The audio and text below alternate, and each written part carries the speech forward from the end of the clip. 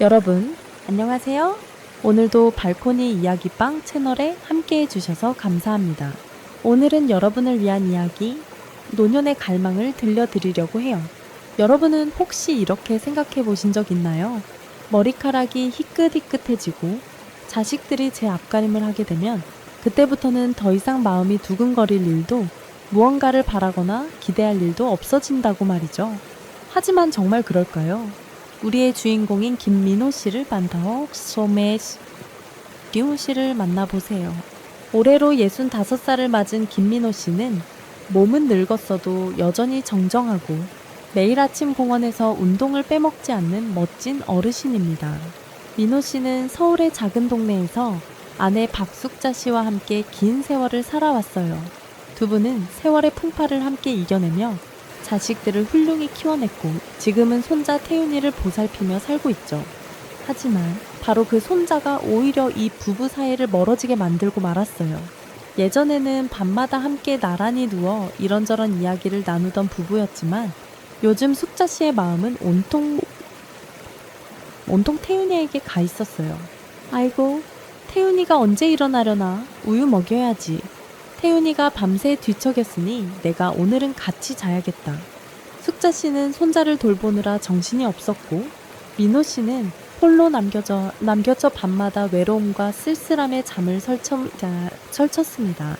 밤늦게 방을 둘러보면 예전에는 두 사람이 함께 누웠던 자리엔 이제 텅 빈 공간만 남아 있었죠. 손자의 울음소리가 들려오는 것조차 이제는 아내의 따뜻한 숨결보다 더 가까이 느껴졌습니다. 내가 집에 있어도 이 집에 내가 필요한 사람이 없는 것 같구나. 이런 생각이 들 때면 민호 씨는 새벽녘에 홀로 일어나 작은 주방에서 물을 한 잔 들이켜곤 했습니다. 그리고는 늘 그렇듯 운동화를 꺼내 신었죠. 바람이 서늘한 새벽 공원을 뚜벅뚜벅 걸어가며 민호 씨는 문득문득 지난 날을 떠올렸습니다. 젊은 시절 숙자 씨와 함께 손을 잡고 이 길을 걸었던 그때의 웃음소리와 따스함이 지금은 왜 이렇게 멀게만 느껴질까요? 그 외로움을 조금이라도 덜어내려고 민호 씨는 운동을 마치고 난 뒤면 늘 동네 카페로 발걸음을 돌렸습니다.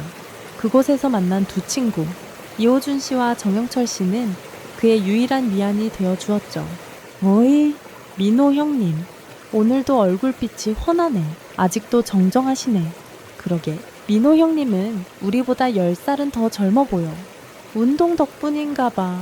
이렇게 친구들과 농담을 주고받을 때만큼은 민호 씨도 잠시나마 웃을 수 있었습니다. 하지만 웃음이 지나가고 나면 마음속 허전함은 다시 찾아왔죠. 그 누구도 알지 못할 민호 씨의 쓸쓸함과 그리움, 그 밤의 적막함을 오직 그에게만 남겨진 것이었으니까요. 어느 저녁, 민호 씨는 더 이상 참을 수 없었습니다. 손자 태윤이를 재우느라 밤마다 자기 방으로 가지 않는 아내에게 결국 작은 목소리로 속마음을 꺼냈어요. 여보, 오늘은 나랑 같이 자면 안 돼. 매일같이 나 혼자 있는 이 방 너무 허전하고 쓸쓸해. 숙자 씨는 그 순간 살짝 짜증 섞인 한숨을 내쉬더니 무표정하게 대답했습니다. 민호 씨, 애가 밤마다 깨어울면 어떡해. 나라도 있어야지. 당신은 잠 좀 편히 자. 괜히 나까지 피곤하게 만들지 말고. 그 말에 민호 씨는 더는 아무 말도 하지 못했습니다. 조용히 문을 닫고 돌아서면서 왠지 모르게 자신이 집안에서 손님처럼 느껴졌어요. 길고 긴 침묵의 밤, 민호 씨는 쓸쓸히 누워서 천장을 바라봤습니다. 아내가 손자에게 주는 온갖 사랑과 정성, 왜 그 작은 부분이라도 나눠주지 않는 걸까요? 내가 이 집에서 필요 없는 존재가 되어버린 건가? 다음날 아침, 민호 씨는 어김없이 친구들과 카페에서 만났습니다. 카페에 앉아 지난 아메리카노를 마시며 두 친구에게 가슴속 이야기를 꺼냈습니다. 있잖아, 너희들은 몰라서 그래. 집에 있으면 내가 마치 그림자처럼 느껴진다니까. 아내는 손자만 보고, 난 아무도 없는 벽을 보고 영철 씨가 어깨를 으쓱하며 말했죠.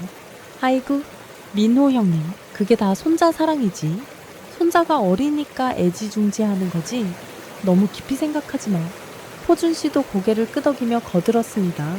맞아. 우리 나이에 뭘 더 바라겠어? 손자 보면서 마음 편히 살면 그걸로 충분하지 않나. 민호 씨는 친구들의 말에 억지로 웃었지만 마음은 도리어 더 무거워졌습니다. 정말로 이게 다인가? 평생을 함께한 부부인데 이렇게 멀어져도 괜찮은 걸까? 그날 이후로도 숙자 씨와의 거리는 더 멀어져만 갔습니다.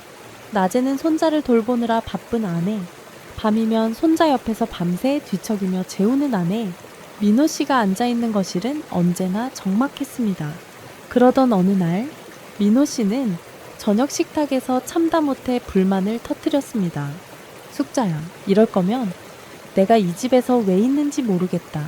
애는 며느리도 있고 너도 좀 나를 생각해줘야 하지 않겠어. 숙자 씨는 잠시 눈치를 보더니 가볍게 코웃음을 쳤습니다. 내가 손자 돌보는 게 그렇게 못마땅해. 그럼 당신이 대신해 볼래? 밤새 울고 칭걸대는데 당신이 참아볼 수나 있어. 민호 씨는 말문이 막혔습니다. 아내의 말투는 더 이상 부드럽지도 따뜻하지도 않았습니다. 마음 한구석이 싸늘하게 식어가는 것을 느꼈어요. 저녁 식사가 끝나자마자 민호 씨는 말없이 자리에서 일어났습니다. 아내는 아무 말도 하지 않고 방으로 들어갔고 그는 홀로 식탁을 정리했습니다. 빈 접시를 하나하나 닦으며 민호 씨는 그릇 위에 맺힌 물방울이 마치 자신의 눈물처럼 느껴졌습니다. 그렇게 하루하루가 지나가며 민호 씨의 외로움은 점점 더 깊어져만 갔습니다. 며칠 후 민호 씨는 아침 운동을 마치고 집으로 돌아오는 길에 동네 골목길 끝에 새로 생긴 작은 이발소를 발견했습니다. 유리문 너머로 화사한 조명이 가게를 포근히 비추고 있었어요. 문득 발걸음이 멈췄습니다. 이발소라. 뭔가 새로운 기운이 필요하다고 느꼈는지 민호 씨는 문을 밀고 들어갔습니다. 안에는 40대 중반쯤 되어 보이는 여성이 있었어요. 이름은 윤서영. 갸름한 얼굴에 부드러운 미소가 인상적인 여인이었습니다. 서영 씨는 손님이 들어서자 반갑게 인사를 건넸습니다. 안녕하세요. 어르신, 머리 손질하러 오셨어요. 민호 씨는 잠시 머뭇거리다가 고개를 끄덕였습니다. 머리 자를 건 아니고 그냥 머리 좀 감겨주면 좋겠네. 서영 씨는 활짝 웃으며 민호 씨를 의자에 앉혔습니다. 따뜻한 물이 머리를 적실 때 민호 씨는 오랜만에 느껴보는 부드럽고 따뜻한 손길에 마음이 놓이는 걸 느꼈어요. 그녀의 손끝이 정성스레 머리카락을 마사지하자 눈을 감고 있던 민호 씨의 어깨가 절로 풀어졌습니다. 머리를 감는 동안 두 사람은 자연스레 대화를 나누기 시작했습니다. 어르신, 평소에도 운동하시나 봐요. 몸이 참 건강해 보이세요. 습관이지? 집에만 있으면 답답해서. 그렇죠. 저도 여기서 손님들 만나며 이야기 나누는 게 즐거워서 이 가게를 열었답니다. 민호 씨는 서영 씨의 말에 슬며시 웃음을 지었습니다. 이런 곳이 있구나. 서영 씨는 남편을 일찍 여의고 홀로 살고 있었지만 늘 밝은 얼굴로 손님을 맞이했습니다. 그녀의 웃음소리와 부드러운 말투는 민호 씨에게 잠시나마 위안이 되어주었죠. 머리를 다 감고 난 뒤 민호 씨는 감사 인사를 전했습니다. 덕분에 기분이 한결 나아졌네. 집에만 있으면 답답한데 여긴 편안하고 좋구려. 서영 씨는 빙긋 웃었습니다. 언제든 오세요. 저도 어르신처럼 이야기 나누는 손님이 좋아요. 그날 이후 민호 씨는 마치 이발소가 자신만의 작은 도피처가 된 것처럼 운동 후면 자연스럽게 그곳으로 발걸음을 옮겼습니다. 서영 씨도 반갑게 맞이해 주었고 두 사람은 조금씩 마음을 열며 서로의 이야기를 나누기 시작했습니다. 어느 날은 서영 씨가 직접 내린 따뜻한 커피를 권하며 말했죠. 어르신, 집에만 있지 마세요. 이렇게 밖에서 사람 만나고 웃고 이야기하는 게 얼마나 큰 힘이 되는지 몰라요. 민호 씨는 그녀의 눈빛에서 묘한 따뜻함을 느꼈습니다.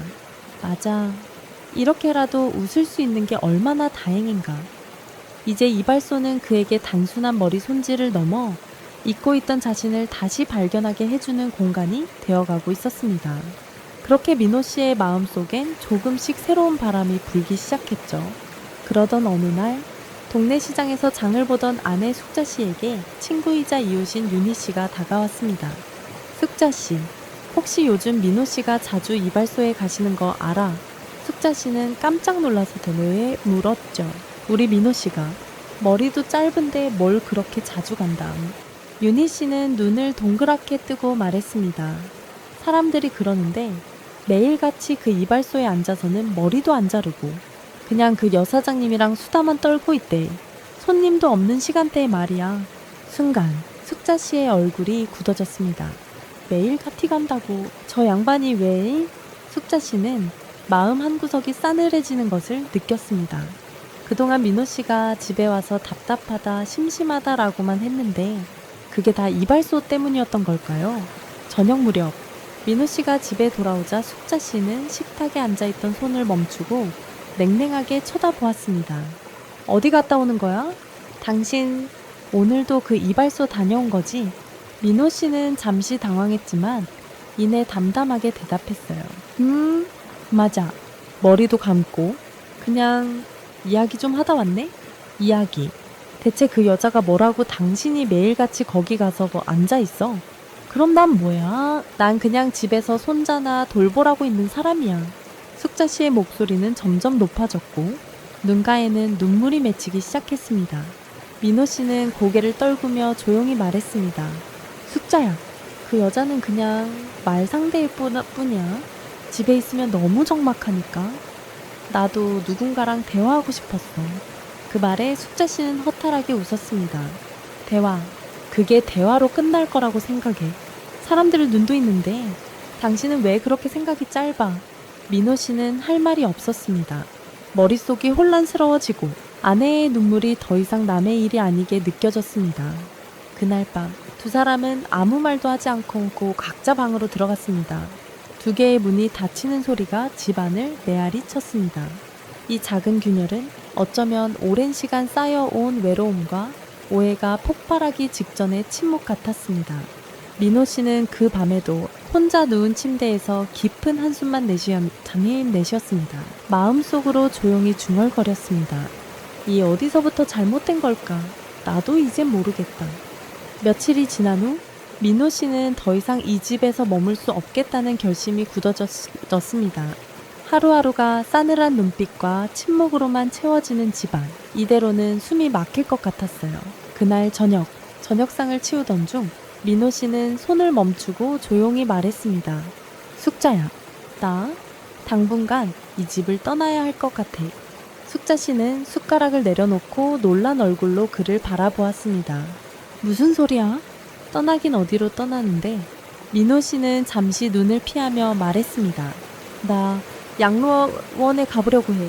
집에 있으면 아무도 나를 필요로 하지 않는 것 같아서 차라리 그곳에 있으면 마음이 편할지도 모르겠어. 그 말에 숙자 씨는 말문이 막혔습니다.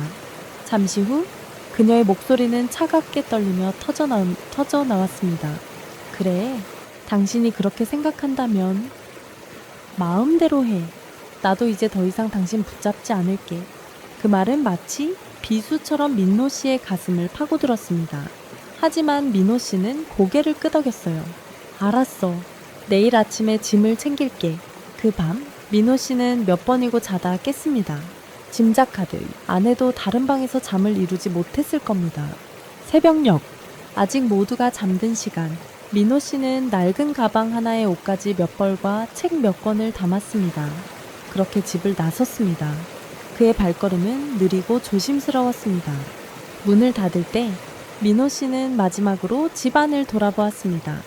벽에 걸린 가족 사진, 오랜 세월 함께 써온 낡은 소파, 이 모든 것이 그에게 말하고 있었습니다. 여기가 네가 있어야 할 곳 아니냐고? 하지만 이미 마음속 결정은 굳어져 있었습니다. 그의 뒷모습은 등불처럼 희미하고 조용히 멀어져 갔습니다. 이제 남은 것은 낯설지만 새로운 곳에서의 삶뿐이었죠. 서울 근교의 한적한 동네에 자리한 양로원. 큰 정원에는 오래된 소나무가 서 있고 작은 벤치가 몇 개 놓여 있었습니다. 민호 씨가 처음 그곳에 발을 들였을 때 바람에 흔들리는 나무 냄새가 났습니다. 새로운 환경, 새로운 사람들. 하지만 마음 한구석은 텅 빈 것 같았습니다. 직원들은 친절했습니다. 김민호 어르신, 방은 2층이에요. 필요한 게 있으면 언제든 말씀하세요. 민호 씨는 고개를 숙이며 대답했습니다. 네, 고맙습니다. 방은 작고 단출했지만 깨끗했습니다. 침대 옆엔 작은 창문이 있어 햇살이 스며들었고 한쪽 구석엔 작은 책장이 놓여 있었습니다. 그는 가방을 풀며 자신에게 말하듯 중얼거렸습니다. 이제 여기가 내 집인가? 며칠 동안 민호 씨는 낯선 생활에 적응하려 애썼습니다. 아침마다 같은 시간에 종소리가 울리고 정해진 식사 시간에 밥을 먹고 같은 프로그램에 참여했습니다. 산책 시간엔 정원을 천천히 돌며 이따금씩 고개를 들고 하늘을 바라봤습니다. 푸른 하늘이 눈부시게 아름다웠지만 마음은 여전히 구름 낀 듯 답답했습니다. 그곳에서 만난 유일한 친구가 있었습니다. 박태수 씨, 나이가 7살 많았고 목소리가 우렁찼습니다. 민노 씨, 여기 오면 다 처음엔 허전해. 근데 말이야, 여기서도 좋은 사람 만나면 외롭지 않다니까. 태수 씨의 말에 민호 씨는 애써 웃어 보였습니다.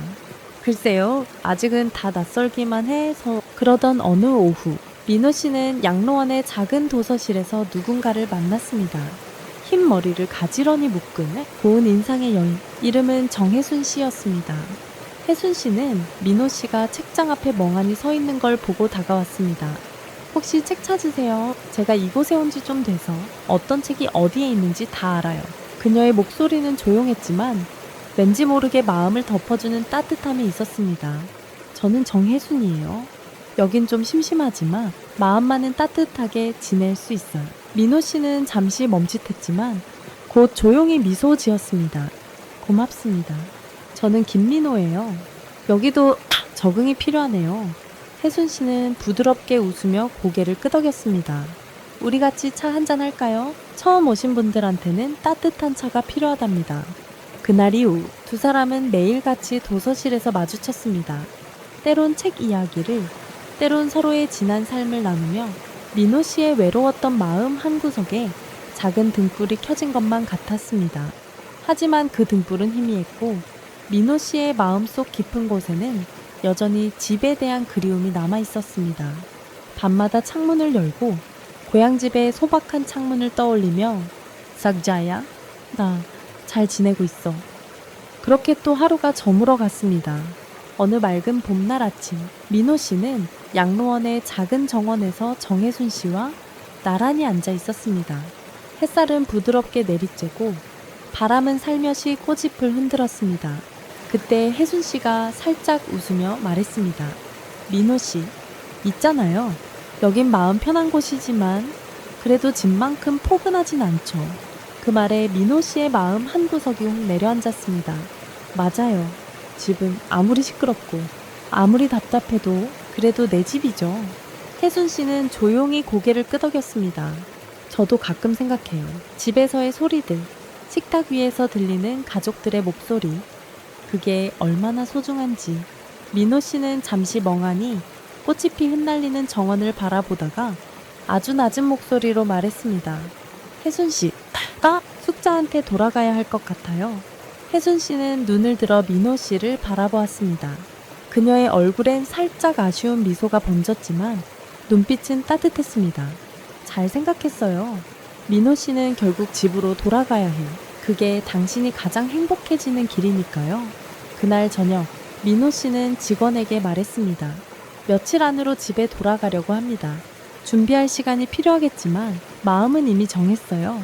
직원은 놀란 듯하지만 곧 부드럽게 고개를 끄덕였습니다. 김민호 어르신, 물론이죠. 돌아가고 싶은 마음이 가장 중요하니까요. 며칠 후, 민호 씨는 작은 가방을 다시 꾸렸습니다. 짐은 여전히 많지 않았습니다. 몇 벌의 옷, 늘 곁에 두던 책, 그리고 작은 라디오 하나. 가방을 메고 양로원의 문을 나서는 순간 정혜순 씨가 조용히 배웅해 주었습니다. 민호 씨, 행복하세요. 그리고 혹시라도 다시 힘들어지면 언제든 여기 돌아오셔도 돼요. 민호 씨는 고마움이 가득 담긴 눈빛으로 혜순 씨를 바라봤습니다. 정혜순 씨, 정말 고마웠어요. 덕분에 여기서도 따뜻하게 살았어요. 그리고 마지막으로 두 사람은 미소로 서로를 배웅했습니다. 그 미소는 짧았지만 진심이었습니다. 봄 햇살이 내려앉은 골목길을 따라 민호 씨는 천천히 발걸음을 옮겼습니다. 집이 가까워질수록 가슴이 두근거렸습니다. 소우자이야, 나 돌아간다. 우리 다시 시작할 수 있겠지. 그렇게 걱정 반, 설렘 반으로 집 앞 골목에 들어섰을 때 그곳에서 숙자 씨가 마당의 화분을 만지작거리며 서 있었습니다. 민호 씨를 본 순간 그녀의 손이 떨리는 듯 멈췄습니다. 두 사람의 눈이 마주쳤습니다. 숙자 씨의 눈겐 이미 눈물이 맺혀 있었습니다. 민호 씨가 조심스럽게 한 발 다가섰습니다. 숙자야, 나 다시는 어디 안 갈게. 그 말에 숙자 씨는 눈물을 훔치며 떨리는 목소리로 말했습니다. 당신도 참 왜 그렇게 내 마음을 모르고 돌아다녔어. 나도 사실 당신 없으니까 매일 밤이 허전했어. 민호 씨는 고개를 끄덕이며 아내의 손을 살며시 잡았습니다. 미안해. 나도 혼자 있는 게 이렇게나 아픈 줄 이제 알았어. 앞으로는 절대 혼자 두지 않을게. 숙자 씨도 고개를 떨군 채 작게 웃었습니다. 당신, 앞으로는 내 곁에만 있어. 알겠지? 그 순간 두 사람은 아무 말 없이 서로의 손을 꼭 쥐었습니다. 오랜 시간 돌아온 길 위에서 그들의 눈빛에는 따뜻한 봄날 같은 빛이 어려 있었습니다. 그리고 며칠 후 그 집에서 들려오는 소리들은 다시 웃음과 이야기로 가득 찼습니다. 손자 태윤이의 제잘거림, 며느리의 웃음소리, 그리고 민호 씨와 숙자 씨의 다정한 목소리. 모든 것이 마치 긴 겨울이 지나고 봄이 다시 찾아온 듯 했습니다. 민호 씨와 숙자 씨는 이제 압니다. 늙음은 외롭지만 함께라면 충분히 따뜻할 수 있다는 것을, 그리고 서로의 마음을 잊지 않고 바라봐 주는 것이 가장 큰 행복이라는 걸. 이렇게 늦은 봄의 귀향 같은 이야기는 마무리되었습니다. 하지만 이들의 손끝에 맺힌 작은 떨림처럼 우리도 언제나 함께 웃고 함께 울고 함께 살아가는 순간의 소중함을 기억했으면 합니다. 이 이야기는 우리 모두가 언젠가는 마주하게 될 늙음과 가족에 대해 깊은 울림을 주는 것 같아요. 누구나 살면서 사랑하는 사람에게 소홀해지기도 하고 외로움과 오해로 멀어지기도 하지만 결국 다시 돌아와 서로의 손을 맞잡는 순간이야말로 가장 소중한 행복이라는 걸 느끼게 됩니다. 민호 씨와 숙자 씨가 다시금 서로의 존재를 확인하고, 비록 나이 들고 상처가 남았을지라도 마음을 열고 다시 손을 잡는 모습에서 정말 많은 걸 배우게 됩니다. 삶이란 결국 함께라면 외롭지 않고 나를 이해해주고 기다려주는 누군가가 있기에 더할 나위 없이 소중하다는 걸요. 여러분도 이 이야기를 읽으며 가족, 그리고 소중한 사람들을 다시 한번 돌아보게 되셨길 바랍니다. 만약 이 이야기에서 작은 위로를 받으셨다면 좋아요와 구독, 댓글로 함께 이야기 나눠주세요. 그리고 이 이야기는 끝이 아니라 새로운 시작이 될 수 있답니다. 다음 편에서 또 다른 이야기로 찾아뵙겠습니다. 기대 많이 해주세요.